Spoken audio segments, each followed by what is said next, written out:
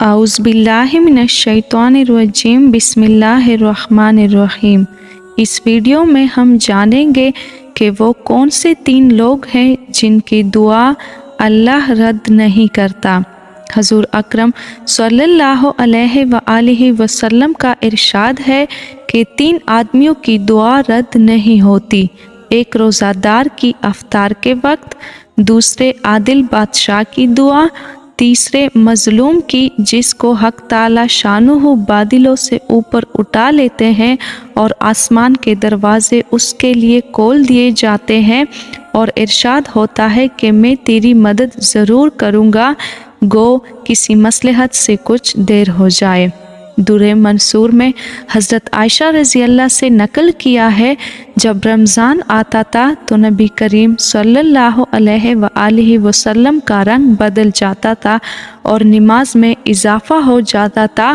اور دعا میں بہت عاجزی فرماتے تھے اور خوف غالب ہو جاتا تھا۔ دوسری روایت میں فرماتی ہے کہ رمضان کے ختم تک بستر پر تشریف نہیں لاتے تھے۔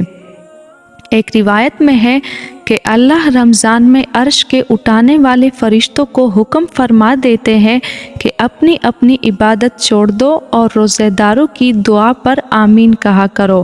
بہت سی روایات سے رمضان کی دعا کا خصوصیت سے قبول ہونا معلوم ہوتا ہے۔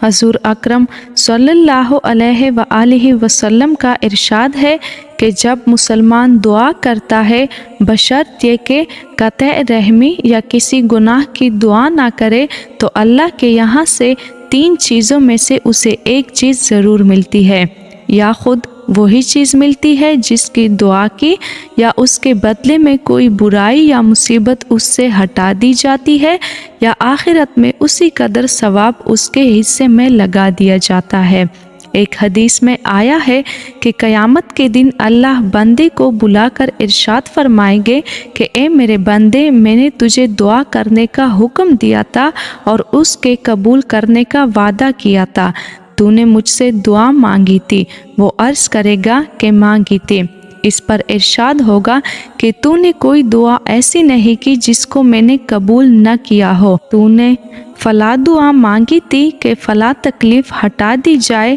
میں نے اس کو دنیا میں پورا کر دیا تھا، اور فلاں غم کے دفع ہونے کے لیے دعا کی تھی مگر اس کا اثر کچھ تجھے معلوم نہیں ہوا، میں نے اس کے بدلے میں فلاں اجر و ثواب تیرے لیے متعین کیا۔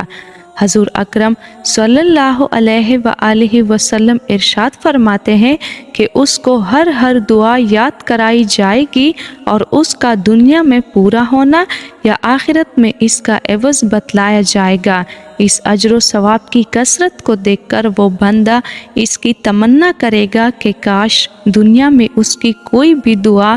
پوری نہ ہو کہ یہاں اس کا اس قدر اجر ملتا۔